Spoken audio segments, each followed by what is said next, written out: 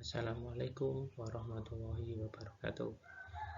Selamat pagi anak-anak. Alhamdulillah pada kesempatan hari ini kita dapat bertemu lagi di pelajaran pendidikan agama Islam untuk materi indahnya saling menghargai dalam keragaman. Materi pendidikan agama Islam dan budi pekerti kelas 4 SD fase B.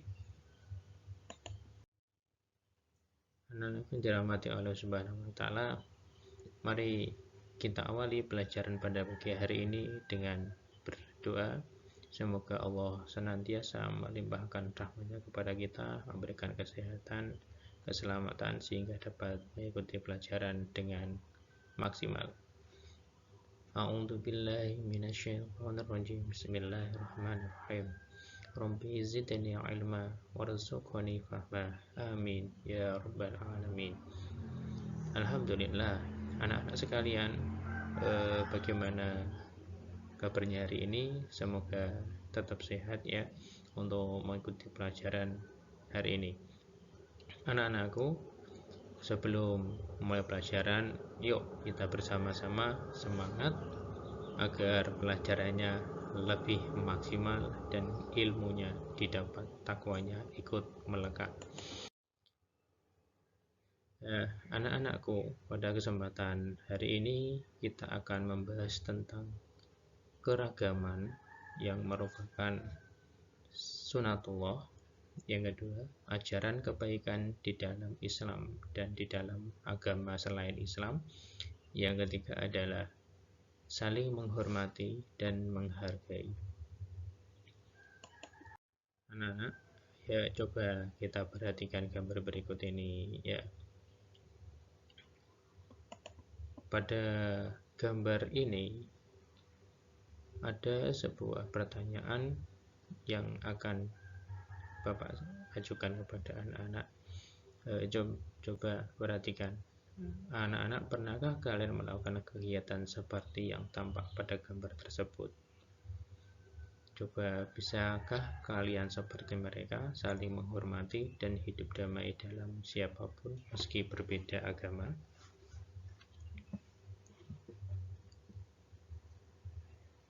Anak-anakku, Indonesia itu adalah negara yang majemuk ya, terdiri dari aneka ragam agama, suku, bangsa, dan warna kulit dengan kekhasan masing-masing. Saling menghormati dan menghargai adalah modal utama hidup damai. Keragaman adalah kenyataan yang tidak dapat dihindari dan merupakan sunatullah.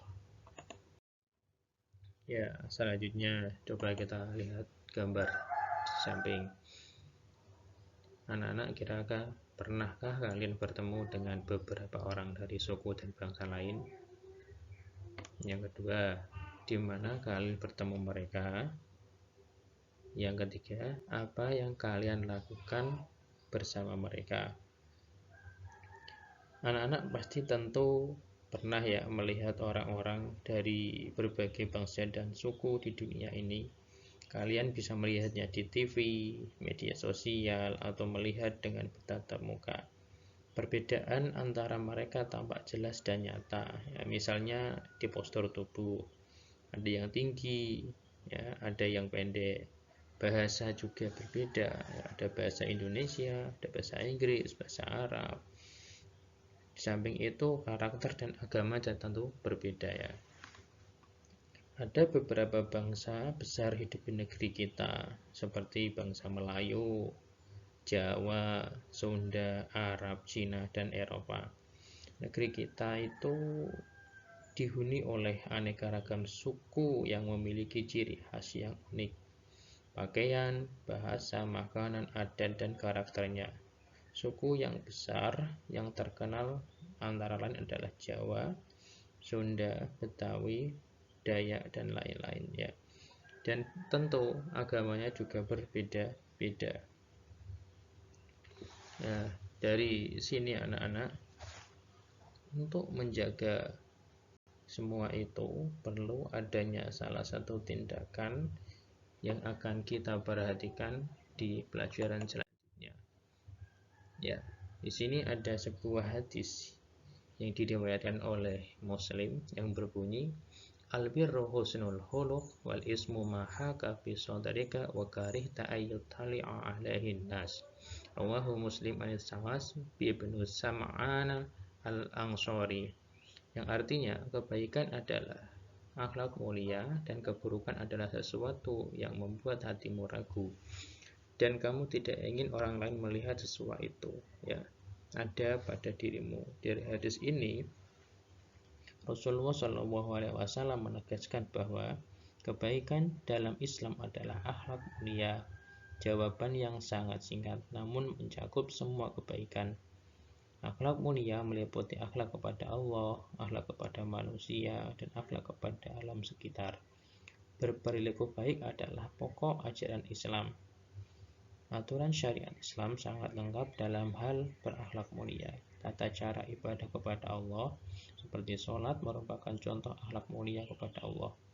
Anjuran bersikap lemah lembut kepada sesama adalah wujud akhlak mulia kepada orang lain, dan larangan membunuh hewan atau mencabut tumbuhan tanpa alasan agama merupakan contoh akhlak kepada alam sekitar. Ya, jadi ajaran kebaikan dalam Islam itu sudah sangat kompleks, ya. Akhlak kepada Allah ada, akhlak kepada sesama juga ada, di samping itu juga ada akhlak kepada alam sekitar. Selanjutnya anak-anak, coba ini perhatikan gambar. Di sini ada gambar Maria dan ibunya menolong Nadia. Mereka ini berbeda agama, tetapi mengapa Maria dan ibunya mau menolong Nadia? Nah, ini adalah sesuatu hal yang sangat baik, ya, untuk diamati dan ditelaah. Ya, mengapa Maria dan ibunya berbuat baik kepada Nadia padahal mereka bukan orang Islam, ya? Sebab kalau kita perhatikan agama selain Islam pun juga mengajarkan kebaikan. Semua ajaran agama mengajarkan pemeluknya untuk saling menghormati, saling membantu, berbuat baik kepada orang tua, bersikap lemah lembut, dan mencintai kedamaian. Ya, jadi kita sebagai orang Islam yang dikenal dengan agama rahmatan lil alamin sudah selayaknya kita untuk mengajarkan kebaikan, ya, terus juga menganjurkan untuk berbuat baik. Di samping itu juga kita harus menyebarkan kebaikan itu sendiri, ya.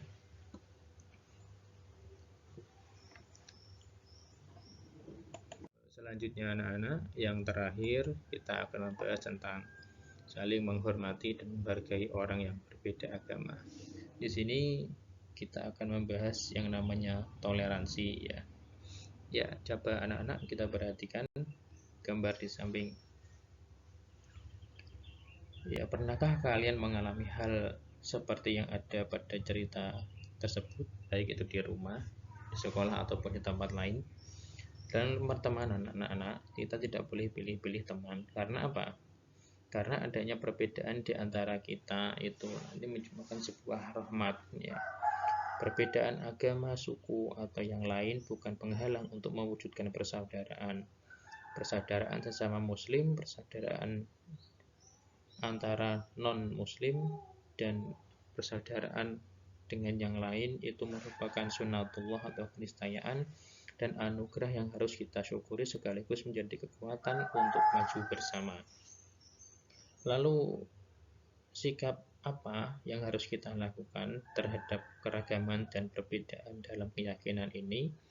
Ya, kita perhatikan. Yang pertama adalah sikap saling menghormati, ya, memberikan kebebasan kepada orang lain.